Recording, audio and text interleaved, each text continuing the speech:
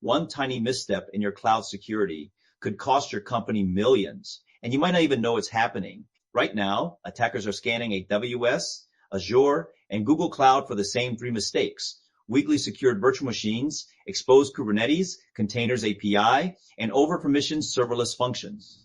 And here's the thing, they find them every single day. In this video, I'll show you how these weak points get exploited and the proven, battle-tested defensive security teams use to stop them cold. By the end, you'll know how to make your cloud systems resilient enough to take a hit and keep your business running.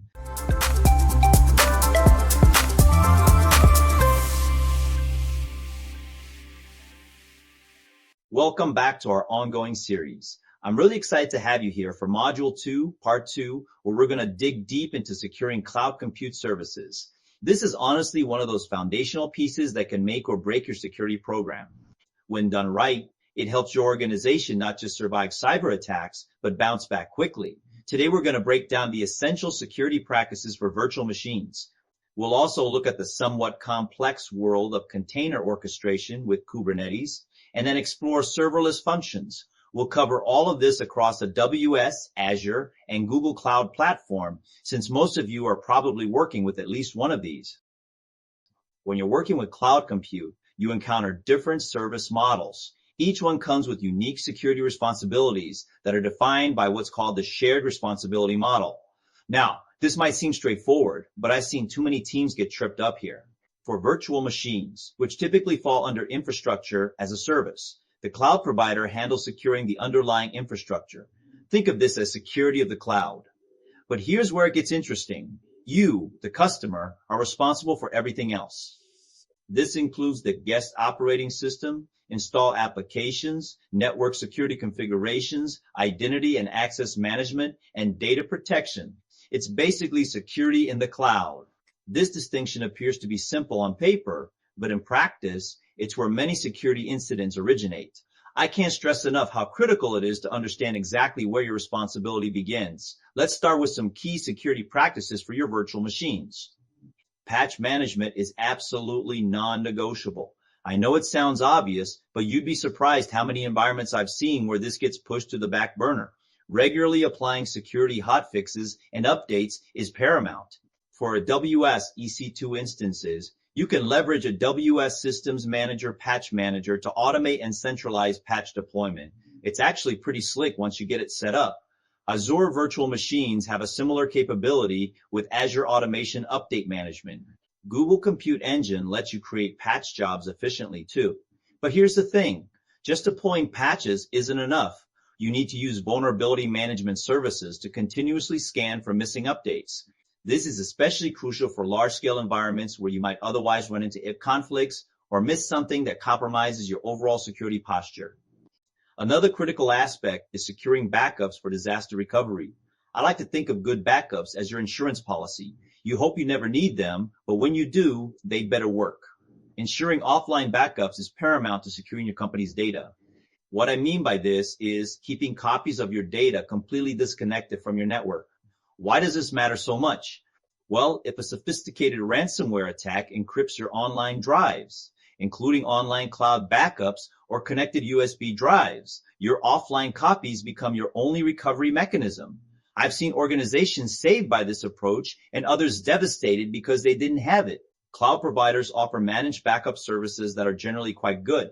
AWS Backup for EC2, Azure Backup for Azure Virtual Machines, and Google Cloud Backup and DR for GCE all allow you to schedule comprehensive backups. Make sure these backups are encrypted at rest, and that access is governed by strict authorization rules. Here's something that might save your career someday. Always test your backup and recovery procedures.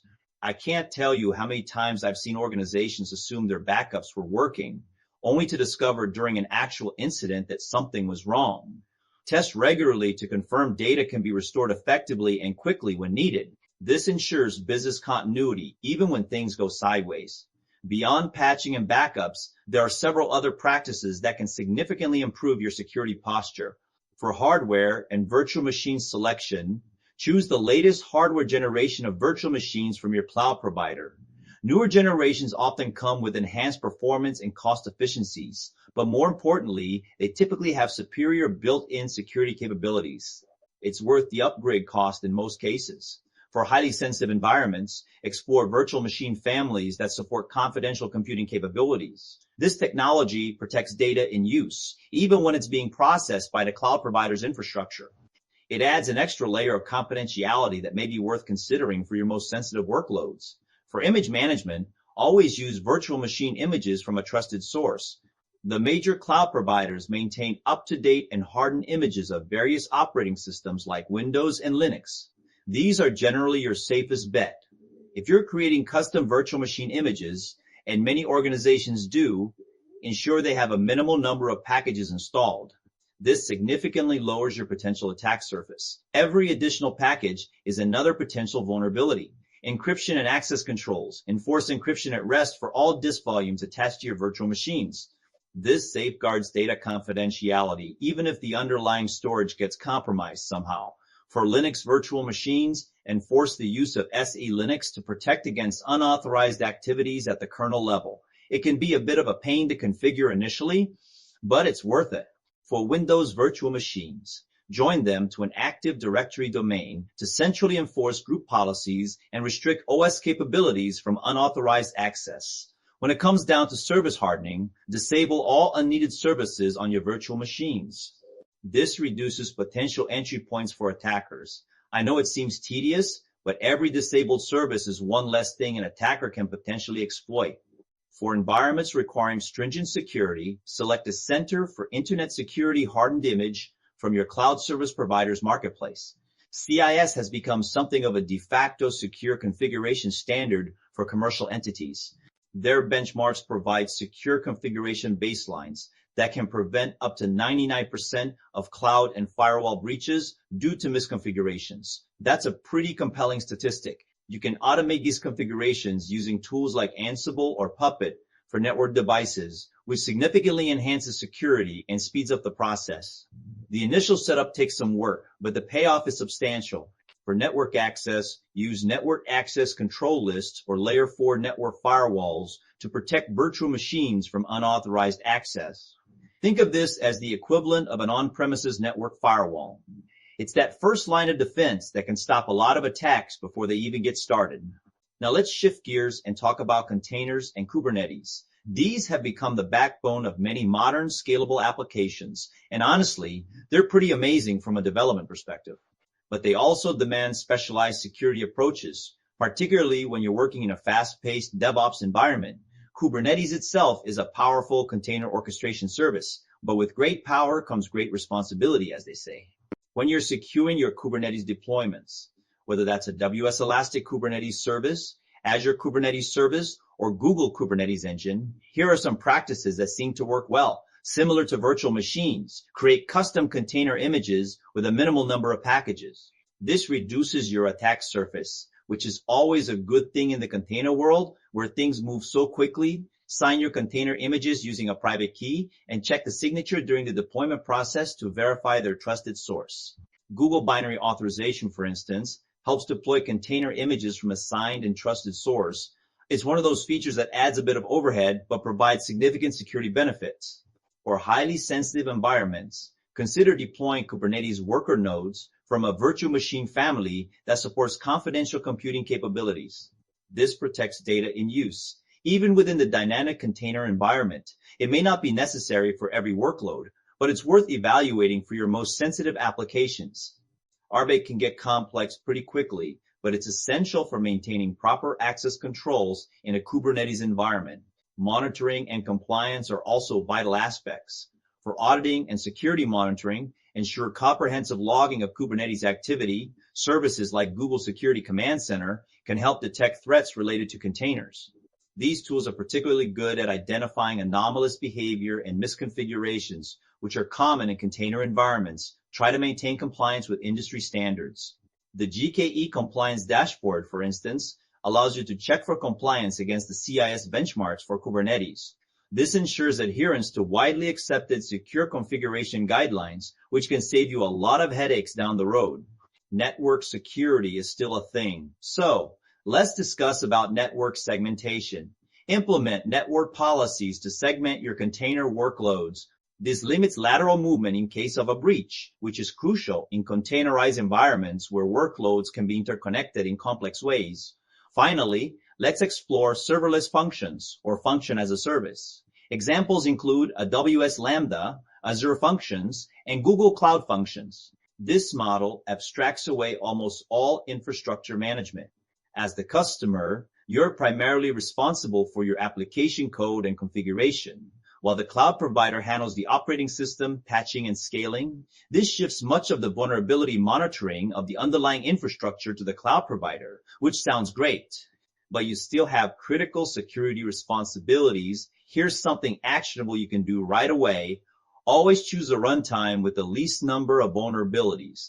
Check common vulnerabilities and exposures and national vulnerability databases meticulously. Let me give you a practical example.